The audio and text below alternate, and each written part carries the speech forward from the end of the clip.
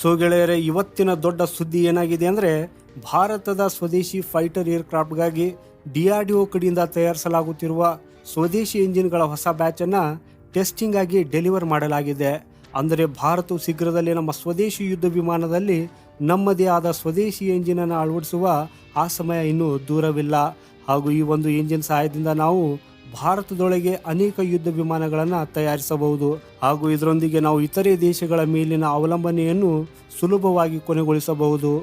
Recently ನಿಮಗೆ ನೆನಪಿರಬಹುದು, Tejas fighter ಜೆಟ್ಗಾಗಿ America ಸಮಯಕ್ಕೆ ಸರಿಯಾಗಿ ಎಂಜಿನ್ಗಳನ್ನು ತಲುಪಿಸಲಿಲ್ಲ. ಇದರಿಂದಾಗಿ ಈ ಪ್ರಾಜೆಕ್ಟ್ ಭಾರತಕ್ಕೆ ಹೆಚ್ಚು ಲೇಟ್ ಆಗ್ತಾನೆ ಹೋಗ್ತಾ ಇದೆ. ಹಾಗೂ ಈ ಎಲ್ಲ ವಿಷಯಗಳನ್ನು ಗಮನದಲ್ಲಿಟ್ಟುಕೊಂಡು DRDO ಈಗ ತನ್ನ ಕೆಲಸವನ್ನು ಸಾಕಷ್ಟು ವೇಗವಾಗಿ ಹೆಚ್ಚಿಸಿದೆ. ಈಗ ನಾವು ಈ ಹೊಸ ಬ್ಯಾಚ್ನ ಡೀಟೇಲ್ಸ್ ಏನಿದೆ ಅನ್ನೋದರ ಬಗ್ಗೆ ಒಂದು ಚಿಕ್ಕ ವಿಡಿಯೋದಲ್ಲಿ ತಿಳಿದುಕೊಳ್ಳೋಣ. ಹಾಗೂ ಭಾರತದ ಈ ಹೊಸ ಪ್ರಯತ್ನಕ್ಕಾಗಿ ಈ ವಿಡಿಯೋಗೆ ಒಂದು ಸಣ್ಣ ಲೈಕ್ ಹಾಗೂ ಚಾನೆಲ್ ಸಬ್ಸ್ಕ್ರೈಬ್ ಮಾಡೋದನ್ನು ಮರೆಯದಿರಿ.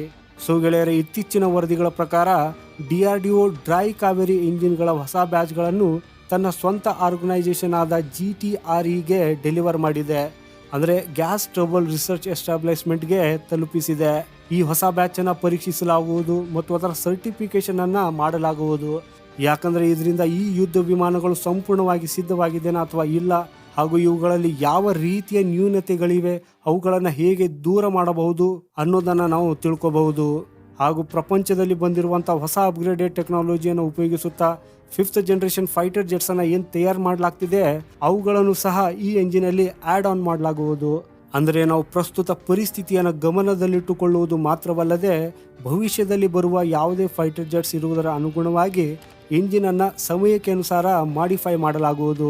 ಹಾಗೂ ಮೊದಲಿಗೆ ಈ ಎಂಜಿನ್ನ ಥ್ರಸ್ಟು ಅಂದರೆ ಅದರ ಒತ್ತಡವು 40ರಿಂದ 45ರಷ್ಟಿತ್ತು. ಆದರೆ ಈಗ ಅದನ್ನು ಹೆಚ್ಚಿಸುತ್ತಾ ಸುಮಾರು 80ರಿಂದ 85 ಕಿಲೋ ನ್ಯೂಟನ್ಗಳವರೆಗೂ ಇಡಲಾಗುವುದು.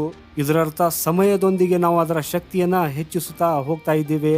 ಹಾಗೆಯೇ ನಾವು ಈ ಎಂಜಿನ್ ಬಗ್ಗೆ ಮಾತಾಡೋದಾದರೆ ಇದನ್ನು 1996ರಲ್ಲಿ ಪ್ರಾರಂಭಿಸಲಾಯಿತು ಮತ್ತು ಅದರ ಡೆವಲಪ್ಮೆಂಟಲ್ಲಿ ಎಲ್ಲಕ್ಕಿಂತ ದೊಡ್ಡ ಹಾಗೂ ಇಂಪಾರ್ಟೆಂಟ್ ರೋಲ್ GTR ವಹಿಸಿದೆ. ಹಾಗೂ ಇದನ್ನು HAL ಮುಖಾಂತರ ಸಿದ್ಧಪಡಿಸಿದ ತೇಜಸ್ ಲೈಟ್ ಕಾಂಬ್ಯಾಟ್ ಏರ್ಕ್ರಾಫ್ಟಲ್ಲಿ ಅಳವಡಿಸಲಾಗುವುದು. ಹಾಗೂ ಆ ಸಮಯದಲ್ಲಿ ಭಾರತದ ಹತ್ತಿರ ಬಹುಶಃ ಅಷ್ಟು ಅಡ್ವಾನ್ಸ್ಡ್ ಟೆಕ್ನಾಲಜಿ ಇರಲಿಲ್ಲ.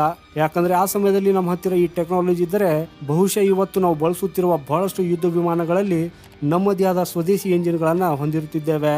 ಈ ಎಂಜಿನ್ನ ಪ್ರೋಟೋಟೈಪನ್ನು ಸಿದ್ಧಪಡಿಸಿದಾಗ ಅದರ ಡ್ರೈವ್ ಥ್ರಸ್ಟ್ 48 ಕಿಲೋ ನ್ಯೂಟನ್ಗಳಷ್ಟಿತ್ತು ಮತ್ತು ಆಫ್ಟರ್ ಬರ್ನರ್ನೊಂದಿಗೆ ಇದರ ಥ್ರಸ್ಟು 73ರಿಂದ 75 ಕಿಲೋ ನ್ಯೂಟನ್ಗಳವರೆಗೂ ಪ್ಲ್ಯಾನ್ ಮಾಡಲಾಗಿತ್ತು.